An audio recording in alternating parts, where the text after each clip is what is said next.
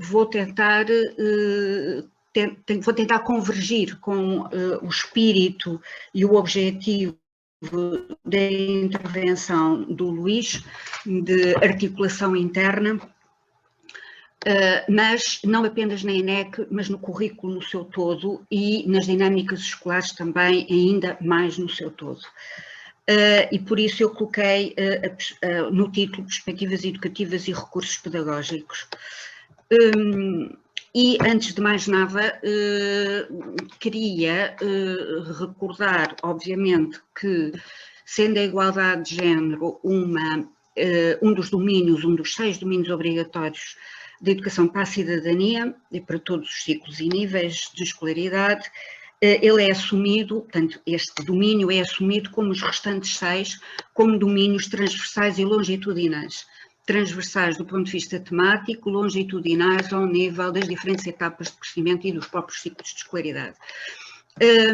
Antes de mais nada, eu gostava de esclarecer o que é que nós em igualdade de género e é muito simples, não é o que cada um ou cada uma de nós acha, é aquilo que o Estado e a escola pública é Estado, não é?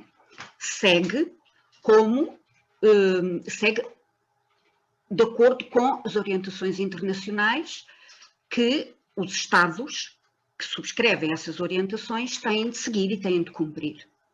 E o que a ONU diz é que o princípio, e atenção, não é um tema, é mais do que um tema, é um princípio, da igualdade de género é igualdade entre mulheres e homens. O princípio da igualdade entre mulheres e homens ou da igualdade de género. Eu só queria recordar que igualdade de género é uma expressão importada do anglo-americano, gender equality, que nos anos 90 substituiu gradualmente a expressão utilizada até aí, bastante mais clara relativamente ao significado da expressão, e que é igualdade entre mulheres e homens. Gradualmente, até por força do próprio poder do anglo-saxónico no domínio internacional e na comunicação internacional, a expressão passou gradualmente para muitas outras línguas e a ser traduzida diretamente desta forma. É mais ambígua, não é clara relativamente ao seu significado, mas igualdade entre mulheres e homens é clara em relação ao significado. E o que é que isto significa? Do que é que estamos a falar quando estamos a falar de igualdade entre mulheres e homens? É exatamente isto, o entendimento que todos os seres humanos, independentemente do seu sexo, são livres de fazer valer aquilo que são, aquilo que têm como potencialidades enquanto seres humanos, prosseguir aquilo que pretendem fazer e ser, e, portanto, escolher de uma forma livre, e livre em relação a quê? Em relação a concepções rígidas ou papéis igualmente rígidos que uma determinada sociedade constrói e considera como adequadas a homens e a mulheres. E, portanto, é nisto que consiste a expressão igualdade de género, igualdade entre homens e mulheres. Isto é o que o diz, e é o Conselho da Europa que o diz há 2 anos, que a igualdade de género significa igual visibilidade, empoderamento, responsabilidade e participação, atenção, de mulheres e de homens, no privado como no público. E alarga. A seguir, acrescenta o igual acesso e distribuição dos recursos que existem numa dada sociedade.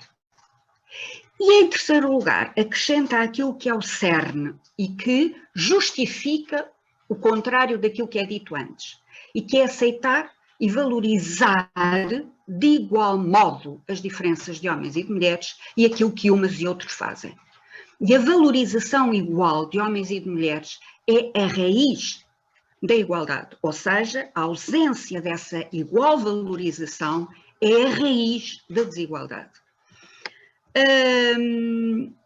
Porque é que ela é importante? E ela é importante por uma razão simples. Há muitos progressos, nós vemos tantos progressos à nossa volta, a nossa experiência individual é uma experiência que para muitas pessoas, muitos homens e muitas mulheres, é uma experiência de uma igualdade já muito alargada e muito vivida, mas a nossa experiência individual não corresponde ao todo das sociedades a que pertencemos, atenção, e a todas as mulheres e a todos os homens, de forma alguma. E apesar dos muitos progressos na política, na economia, na cultura, nas finanças, em tantos sítios, apesar disso, o que o Conselho da Europa diz, o que a União Europeia diz, o que a ONU diz, tem dito reiteradamente, é que a igualdade efetiva não é da lei, não é do discurso, não é do regulamento, é aquela que é vivida cotidianamente, em todos os lugares, em todos os momentos, por homens e mulheres. Essa efetiva igualdade está longe de ser uma realidade. Isto é dito em 2018, há 2 anos. E diz mais, o Conselho da Europa, que as barreiras estruturais persistem a essa igualdade, os avanços são muito lentos e que há várias manifestações, uma delas é a violência contra as mulheres, das relações de poder desiguais entre homens e mulheres. Portanto, isto faz-nos pensar e olhar para esta temática como fundamental. O ano passado, o Conselho da Europa avança com uma coisa muito importante e que é uma recomendação sobre o sexismo. E alerta para o facto do sexismo ser generalizado e existir em todos os setores, atingir maioritariamente as mulheres e as raparigas, mas também atinge os homens e os rapazes. É praticado a nível individual, institucional, portanto organizacional, na empresa, na escola, onde for, e estrutural em termos de pensamento, e está em todo o tipo de atividades e no ciberespaço, incluindo no ciberespaço, chamando a atenção para o facto da internet estar a potenciar ser um espaço de liberdade por um lado, mas é também um espaço que potencia tudo o que tem a ver com os discursos de ódio. Discurso de ódio racista, discurso de ódio homofóbico, discurso de ódio sexista.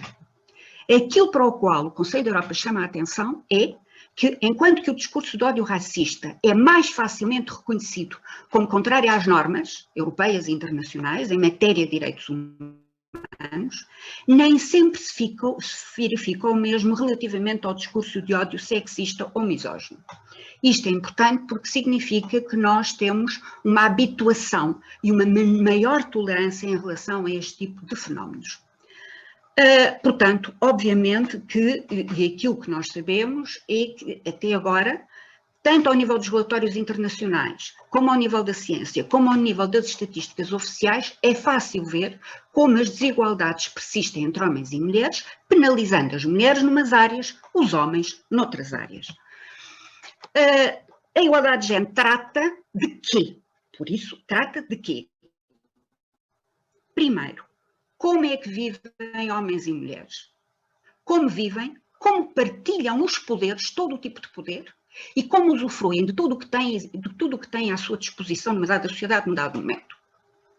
Depois, como é que se relacionam homens e mulheres e, portanto, como é que vivem em termos de igualdade. E atenção, a igualdade nós acrescentamos há especialistas em Portugal, nomeadamente da área do direito, que preferem utilizar a expressão igualdade social entre mulheres e homens, para ficar muito claro que nós não estamos a falar de diferenças entre as pessoas.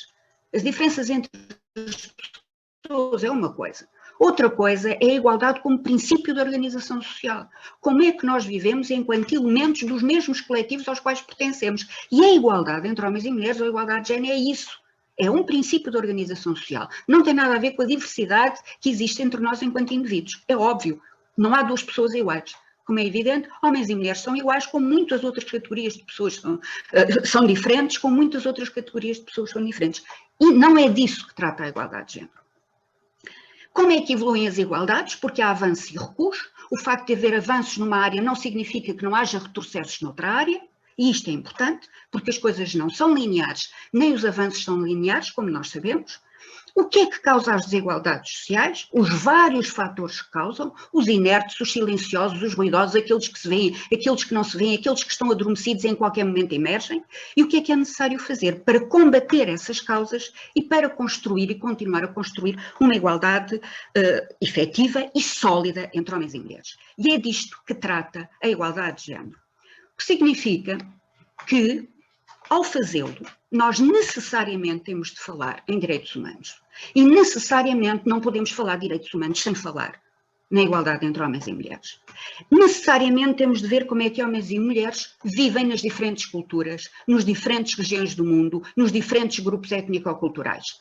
Porque as relações entre homens e mulheres configuram-se de maneira diferente conforme as culturas a que pertencem.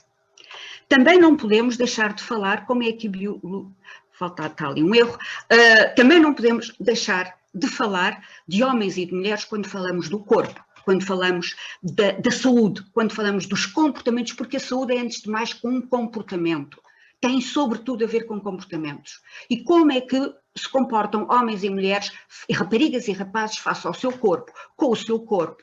As questões da sexualidade, exatamente a mesma coisa. Como é que se relacionam rapazes e raparigas, homens e mulheres, na sexualidade que querem viver, nas relações sexuais que querem viver, plenamente e com direitos plenos deles e delas.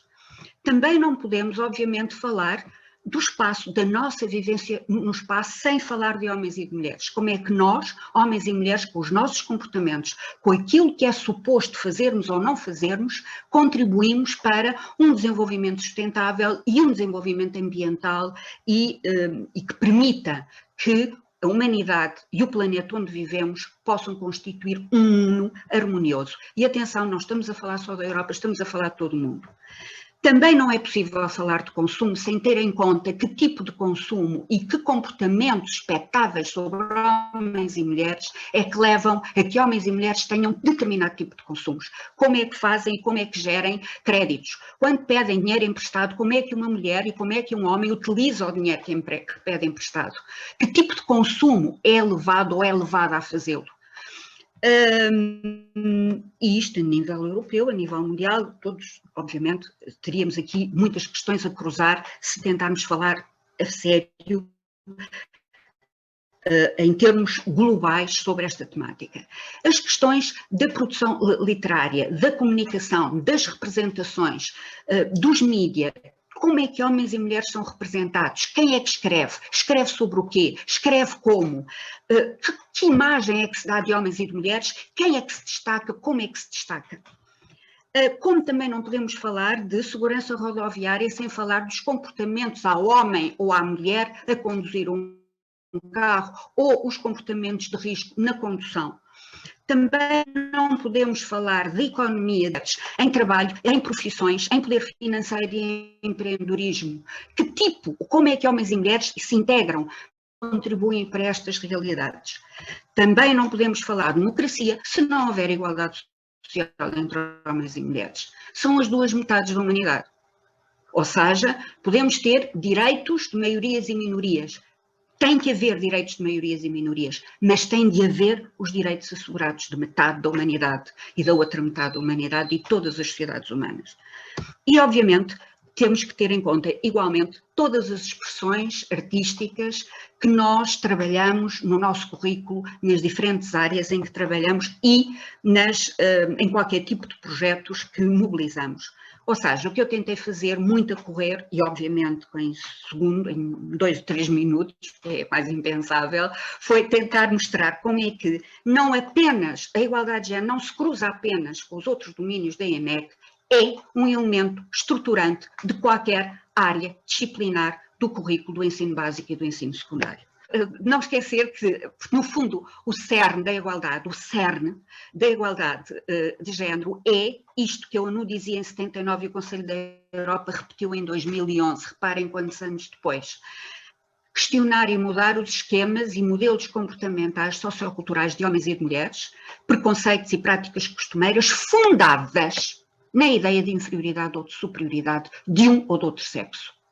E ideias estereotipadas. Ou seja, a igualdade de género pressupõe encararmos 2 tipos de questões de fundo, que são as causas da desigualdade entre homens e mulheres. Este olhar dicotómico que nos faz dizer que homens são uma coisa, que nos faz dizer que as mulheres e os homens têm que ter funções diferentes, têm que ter características diferentes e têm competências diferentes, e isto baseado em preconceitos, e que mobilizam juízos e mobilizam expectativas, e por outro lado essa dicotomia associada à desigualdade de poder entre homens e mulheres, dado que o valor social dado a homens e mulheres é desigual. Nós temos um valor social geralmente positivo dado à esfera masculina, àquilo que consideramos masculino e aos homens, e um menor valor social dado àquilo que consideramos feminino e às mulheres. E, portanto, temos, no fundo, uma lógica de superioridade e inferioridade, de supremacia, subordinação, nesta dupla dimensão. Penso que é necessário ter em conta que as questões da igualdade e desigualdade têm a ver com uma ordem social de género que parte da cultura, de um pensamento coletivo, de valores, crenças e normas que nós temos sobre homens e mulheres, se repercute na forma como as sociedades estão organizadas, princípios, regras e práticos, nos espaços, na mobilidade, na comunicação, todas as sociedades, e que depois se vê, melhor dito, se manifesta e é incorporada pelas pessoas nas relações entre si, entre grupos e interpessoais e nas identidades individuais e coletivas.